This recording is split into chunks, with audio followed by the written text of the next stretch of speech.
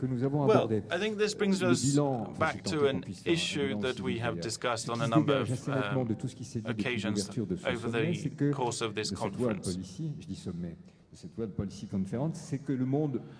What we've identified over the last 3 days is that a unipolar world is no longer a fact.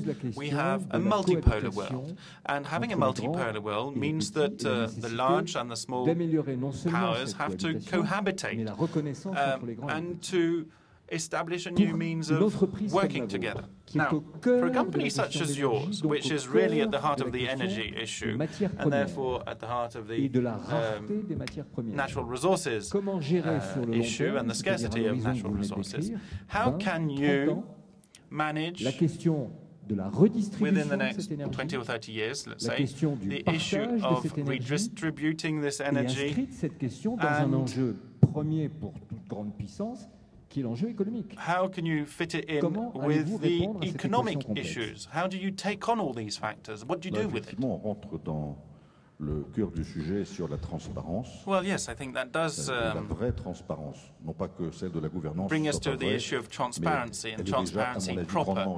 Governance is not so much an issue. I think that governance has been defined and we abide by the governance rules. But we might do a bit more on assuming responsibility and chastising when there are mistakes. But if you come back to the major issues of energy, I think there's one item you forgot in your long list of topics, and that is climate change. Yet climate change is being announced everywhere as being the priority. The priority, quite simply, because what is at stake is the survival of the planet. Remember that there won't be any more financial crises if the planet blows up or disappears. I think that the financiers maybe forgot, or rather the energy companies maybe, the energy companies understood that the climate change issue was very important. We maybe waited too long to realize it, but if it's such a vital issue, why isn't it dealt with everywhere in every conference? After all, what is at hand and what is at stake is the survival, our own survival, the survival of our children, the survival of the species. You can't just say climate change is a priority, and then there are so many priorities that you can't do anything. So that's what I said earlier when I was focusing on prioritizing issues.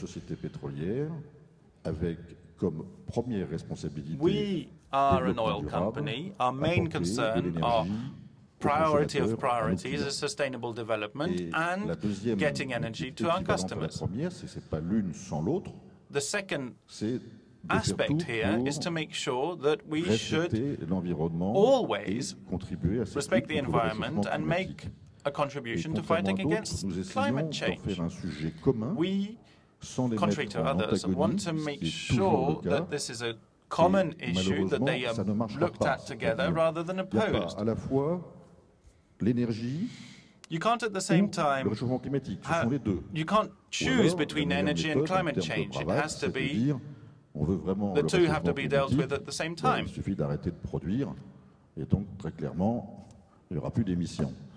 The other option would be to say, well, we want to preserve the environment and stop climate change, then we might as well stop producing overnight and stop emitting greenhouse gases. So what we want to do is produce where we can, as much as we need, and produce it better. Now, if I had more time, I could take a little more time to explain these things and tell you exactly what we are doing in Total and what others are doing also.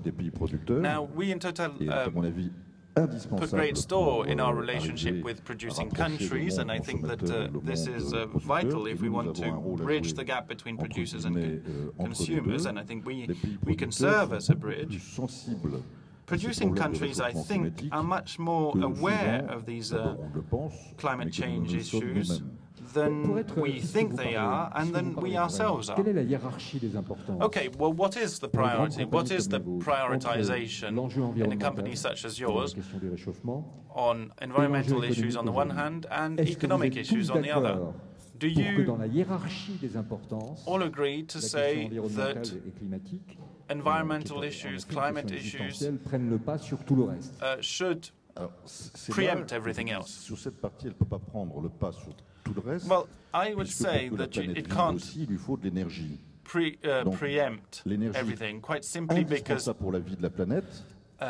we need energy to support life on the planet, but managing the climate change issue is vital to avoid the collapse of our world.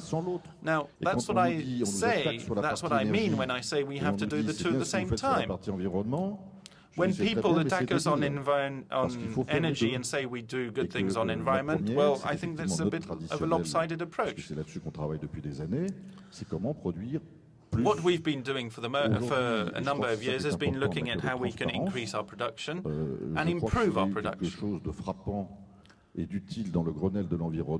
We've spoken about transparency, but look at what has happened in France with the Grenelle de l'Environnement, this countrywide conference on the environment. What's important is not so much the pieces of legislation that will come out of it, but the fact that it has increased awareness in the country. People still speak about corporate governance and corporate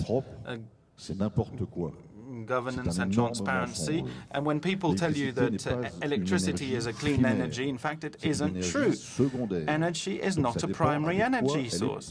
It is a secondary source of energy, so it depends what you produce your electricity from. If you use it with lignite, then it isn't clean. If it is nuclear electricity, then it is clean, but people have to accept nuclear energy. So we really have to make sure that people decide what they want to agree to.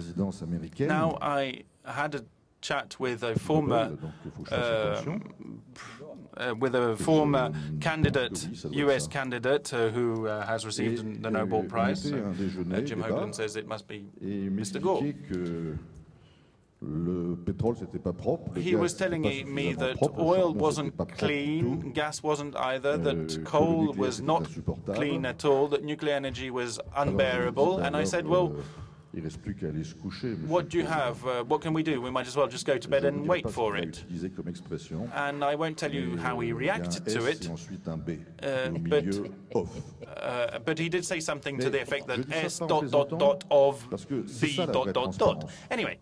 That's transparency, I think. You have to speak honestly and clearly. That is what we must do, and that's what transparency is all about. Now, electric cars are a solution, and you have to work with them. But if you say that electric cars is the solution, then you have to bear in mind where electricity comes from. Electricity isn't derived from water. In France, it's done with nuclear energy, and that's a positive thing. But in other countries, it's with coal, and coal isn't necessarily a clean energy. Now, we're working on hydrogen. When you use hydrogen, it's a clean energy when you use it. But when you produce it, it is actually extremely polluting. And it emits great levels of greenhouse gases. So people are saying we need transparency. Fine, we're happy to be transparent. And we're happy to say exactly what we do and how we do it. Now, otherwise it will be very messy.